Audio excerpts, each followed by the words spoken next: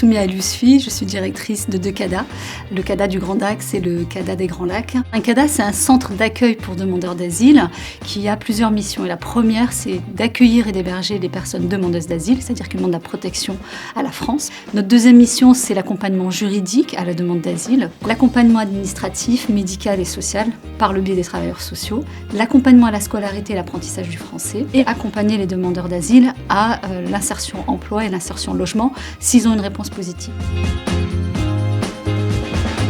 L'hébergement, c'est notre première mission. Pour les familles, elles ont un logement seul. Pour les personnes isolées, c'est des logements en cohabitation. Ces logements-là, en fait, sont répartis sur l'ensemble du territoire des Landes pour favoriser une intégration et une vraie prise de conscience de ce que c'est que la gestion d'un logement. Quand je suis arrivée, le CADA m'a accueilli, m'ont logé avec 5 personnes de différentes nationalités. Ça nous a permis de faire la connaissance de certaines cultures.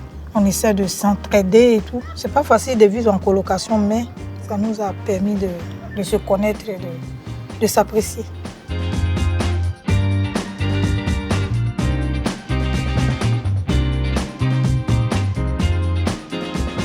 Donc on a les cours de français tous les matins. On fonctionne avec des bénévoles. Ce qu'on priorise, nous, sur le CADA, sur le plan linguistique, c'est l'oral.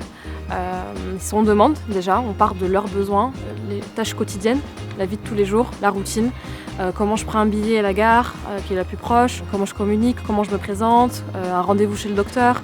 On va se centrer sur ça.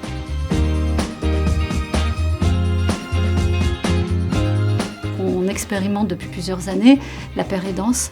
Et la pair-aidance, c'est quoi? C'est de reconnaître des compétences aux personnes que l'on accueille au service des autres personnes qui sont accueillies. Et donc chaque entretien d'accueil que l'on réalise, chaque nouvelle entrée, il y a un pair-aidant qui nous aide à accueillir les personnes.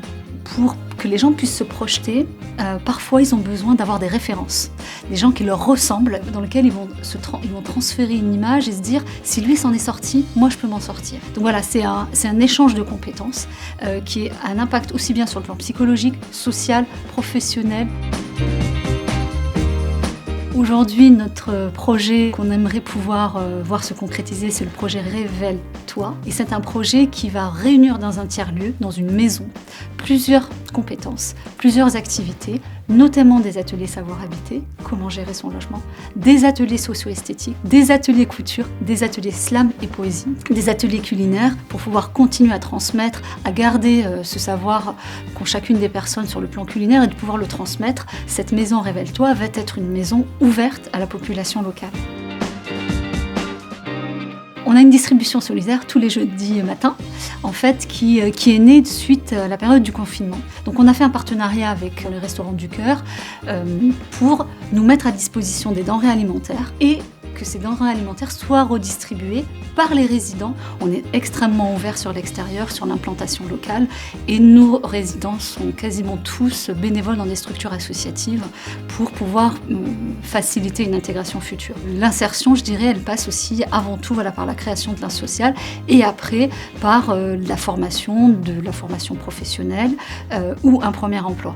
Je m'appelle Michel Pérez, je suis responsable de 2 agences d'emploi et d'intérim sur Dax. Nous proposons aux demandeurs d'asile des missions comme agent d'entretien et ouvrier agricole principalement. Les durées de mission, c'est au moins 1 mois pour arriver à ce qu'il y ait un minimum d'intégration.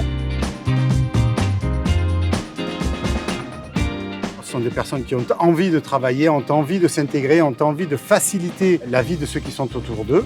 Et ils vont avoir un contact avec la population locale, avec des employeurs locaux et ça leur permettra déjà d'avoir un pied à l'étrier pour ce qui est du travail et puis dans un deuxième temps d'acquérir beaucoup d'autonomie.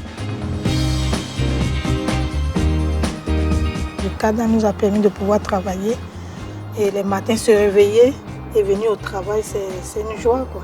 Et le travail nous a permis d'avancer. Le CADA, c'est une famille.